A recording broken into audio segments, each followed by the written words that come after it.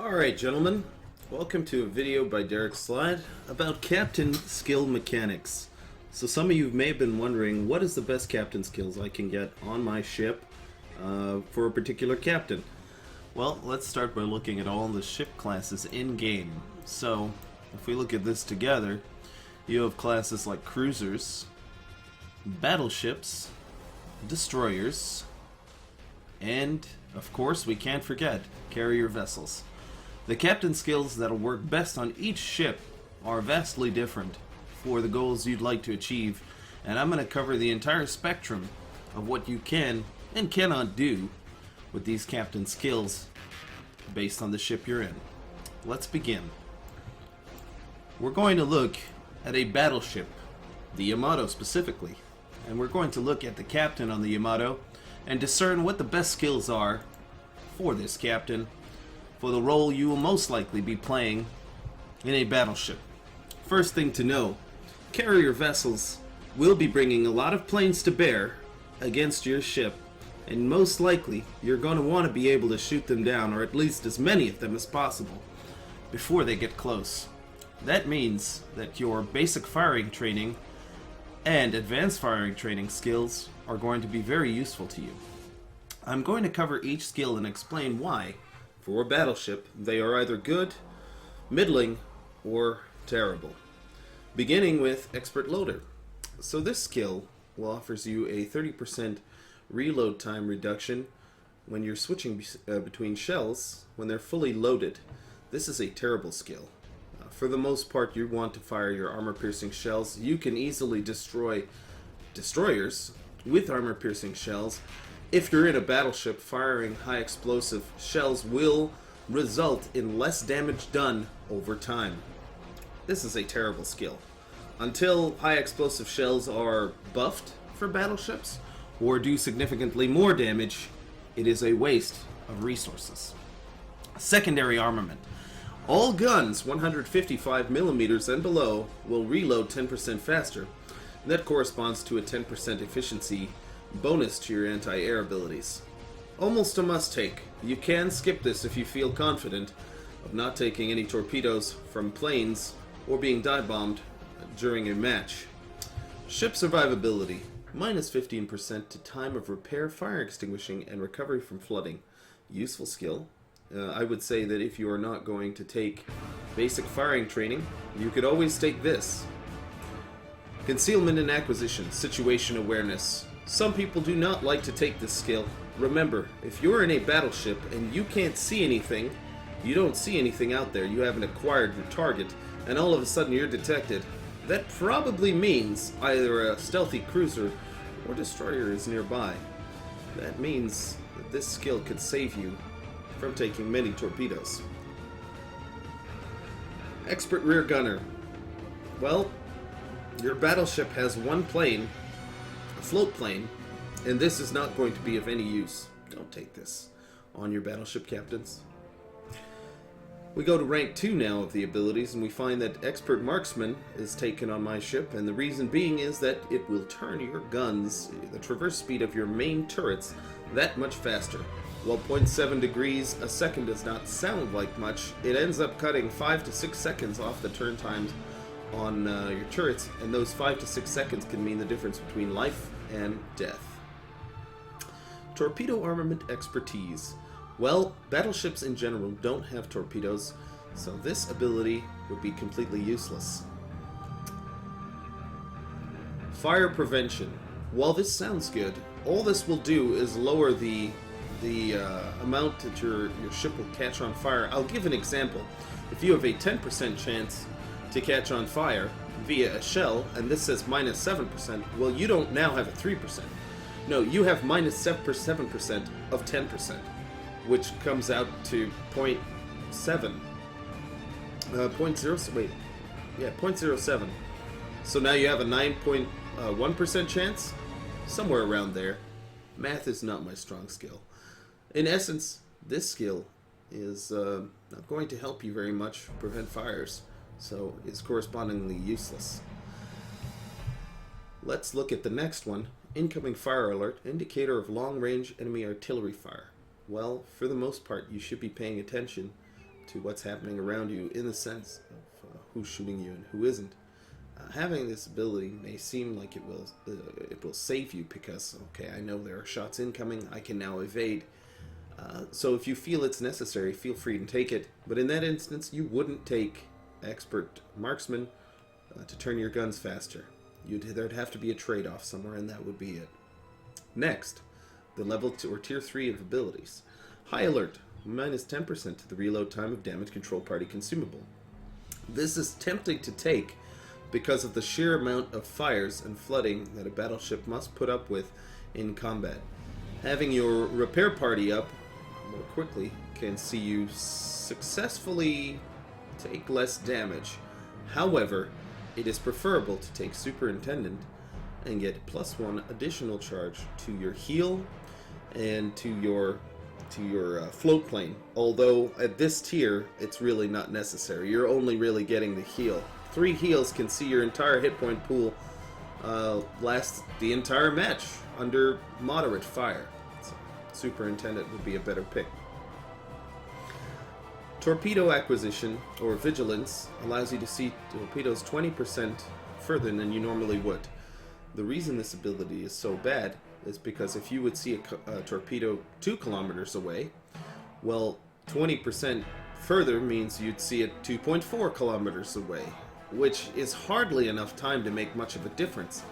So this skill is completely useless. You're better off paying attention, dividing some of your attention to the acquisition of possible destroyer threats and thereby turning towards them to prevent torpedo hits. Again, carrier abilities like dogfighting expert wouldn't make sense on a battleship. Level 4 of skills. Demolition expert. Plus 3% chance to start fires with shells or bombs. Why this isn't good on a battleship is simple. You should be firing armor-piercing rounds at any target you see. For the most part, high explosive rounds will not be efficient or effective. Also, battleships have an already extremely high chance to start fires and therefore don't really benefit as much from Demolition Expert. A bad skill.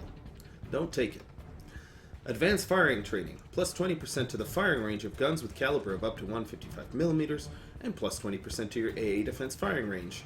This is the go-to for most battleship captains, and the reason is fairly obvious. Your secondary guns will increase in range, since all of them are under 155mm or at 155mm. And your AA defense firing range will be 20% further. That is very important. Planes further out will take increasing amount of AA damage as opposed to being forced to get closer for you to do most of your AA damage. This is a good skill to take. Next, we have Last Stand, which allows you to maneuver your ship when your engine and steering gears are incapacitated. A fair pick. The reality is, how often does your battleship lose her engine or steering gears and is unable to deal with it? I'd wager it's 1 out of every maybe 50 battles. That makes the skill pretty situational and not that good in a battleship.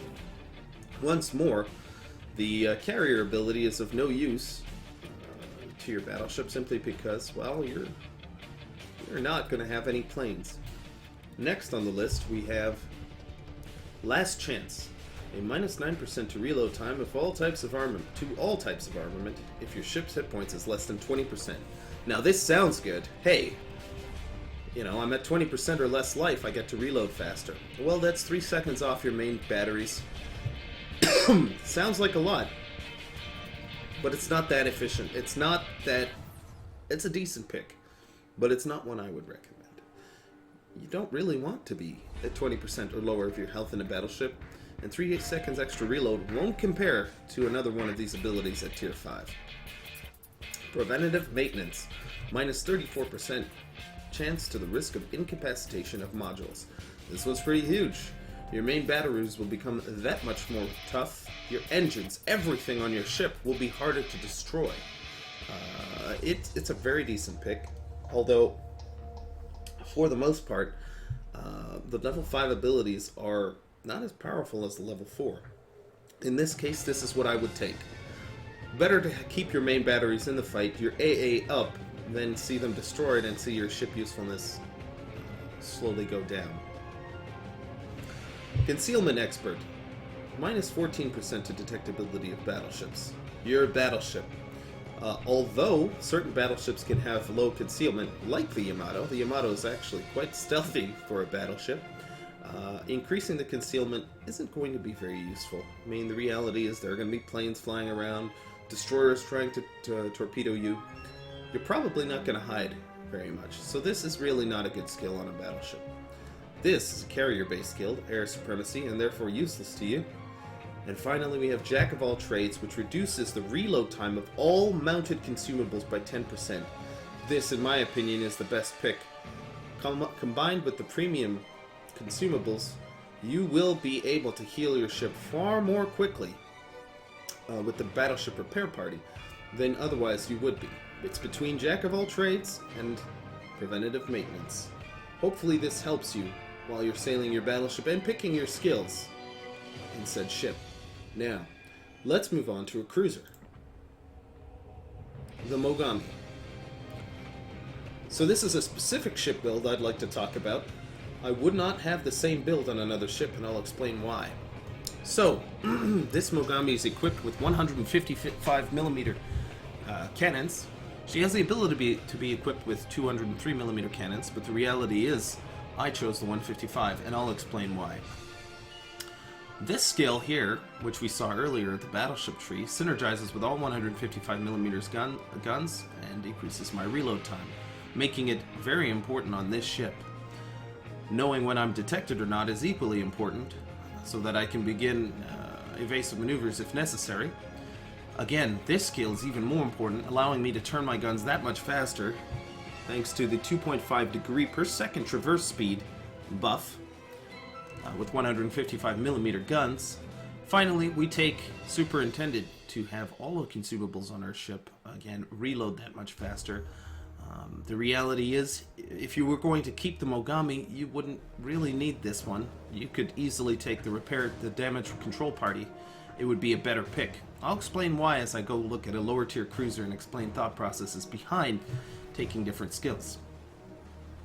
Advanced firing training will increase the distance of 155mm, or the firing range of the 155mm guns, turning this ship into what is a more moderate range threat into a long range threat.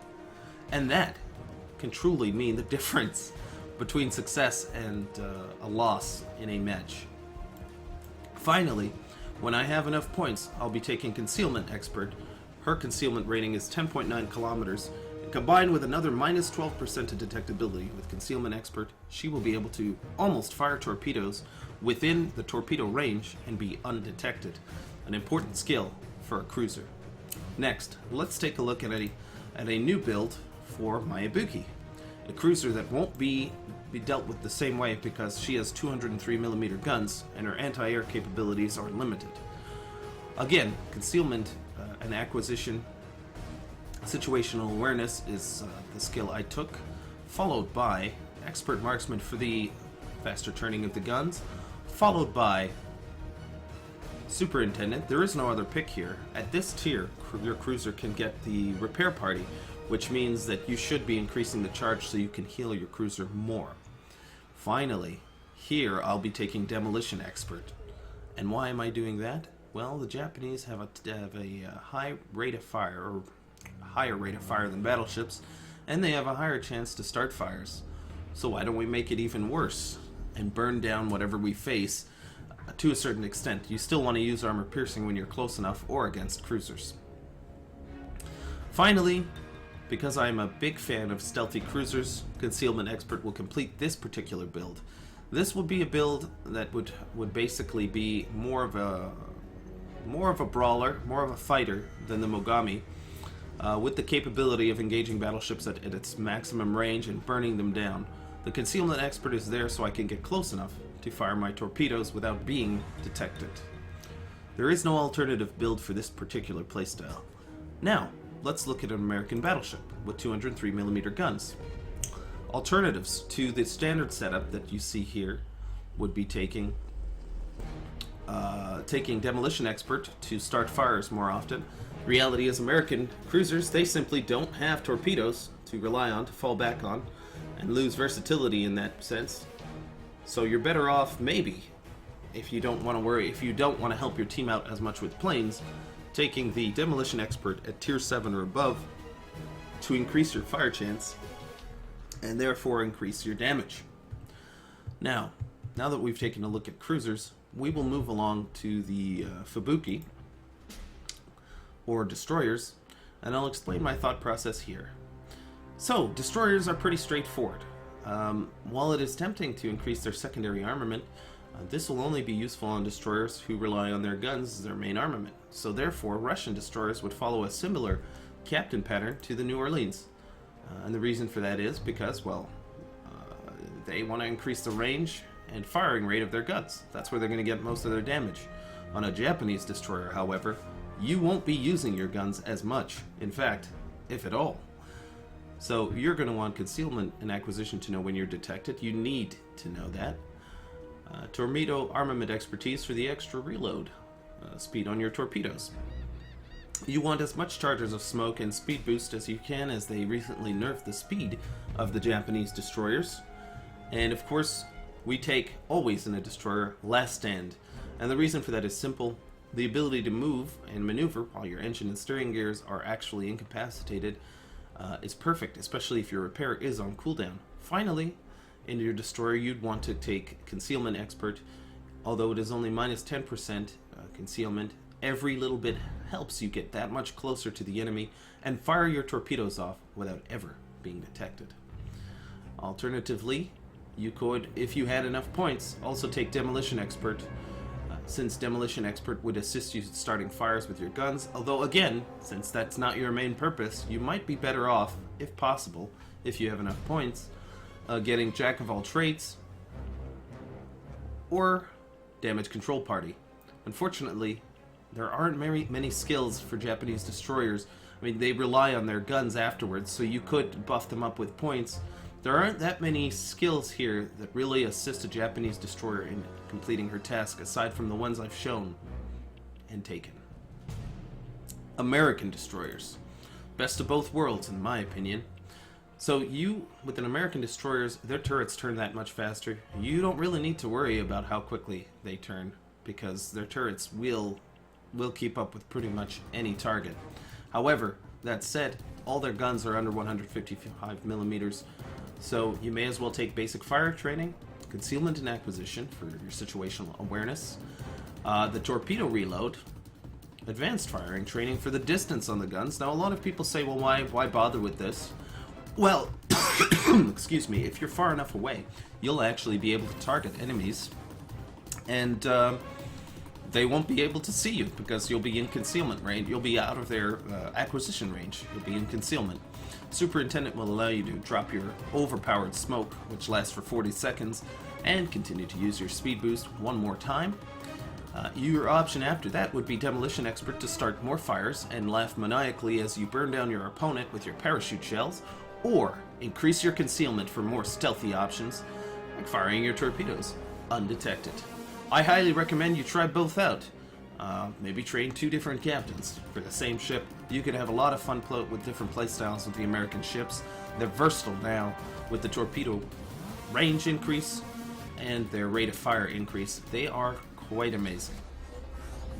Next, let's take a look real quickly at an American battleship and how you might want to set it up a little bit different at lower tiers than you would if you were going to keep the ship.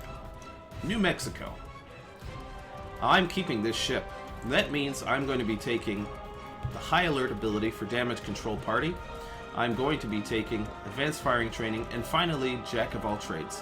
Why am I going to take this skill? It's going to decrease the time I have to wait for my repair to come back up. So it's an important skill in a lower tier battleship, as you're going to be set on fire and flooded that much more. The fights are closer, and the knife fights tend to get pretty bloody. Alright, that covers the 3 main classes of ship. Now, the support ship, or the one that basically can dominate, or did dominate, World of Warships, the carrier. So the carrier is pretty straightforward. You would want to take situational awareness, depending on your own situational awareness. If you're able to keep track of your carrier and where the enemy is, you can forego this skill If you find yourself overwhelmed and you want just to have a backup, just to know if something's close to you, take situation awareness. It'll be worth it. Of course, Expert Rear Gunner allows your bombers to do more damage to fighters if they're under attack or float planes, possibly even defending themselves. While this has a modicum of actual effect on the outcome of the match, if you're not getting damaged, it's a decent skill to take. However, ship survivability may be better. A common tactic from enemy carriers is to bomb you with either torpedoes or dive bombers, and then use the other, whichever one they started with. Let's say they hit you with torpedoes, they'd wait and hit you with a dive bomber after you've hit your repair. So basics of survivability could be very useful in waiting for them to do so before you hit your repair button. Next, we have Torpedo Armament Expertise, minus 10% to servicing time of torpedo bombers. You would take this if you're not going fighter build. If you intend to run a fighter build carrier, well, this isn't going to be very useful for you. You're going to want to take a different skill with your 2 points, probably fire prevention. I would say just take this anyway. I mean, what do you have to lose, right? Next, level 3 skills. Dogfighting Expert allows your fighters, if they are lower speed, or lower tier rather, to gain a 10% combat performance boost. This is great for moving up, but once you reach the pinnacle, you want to get rid of this skill and most likely get high alert so that you can repair your ship faster should you be set on fire or torpedoed. This skill is good while leveling up your carriers, but not after. Next, this is where it gets interesting. Your dive bombers can benefit from this, an extra 3% chance of causing fire. The higher your chance of causing fire, the more damage you potentially can do. The dive bombers already have a really high chance. It doesn't hurt to add to it, although this isn't the optimum pick. The optimum pick would have to be Aircraft Servicing Expert to increase the survivability of your planes and decrease the time spent servicing them. Finally, level 5 ability. There really is only one choice: Air Supremacy. Each one of your squadrons will have an extra plane, be it a fighter or a bomber. And this can mean the difference between domination or air domination or loss, as if you have an extra fighter in your squadron and you're a Japanese carrier, it will be able to fight an American squadron with 6 fighters that much more evenly. Although you probably shouldn't use the word evenly describing a fight between American and Japanese fighters right now. The balance is pretty screwy. Alright, well gentlemen, hopefully this helped. And if you have any questions, please leave them in the comments. Don't forget to like and subscribe, and we'll be seeing you either on stream or next time in the next video. Be well.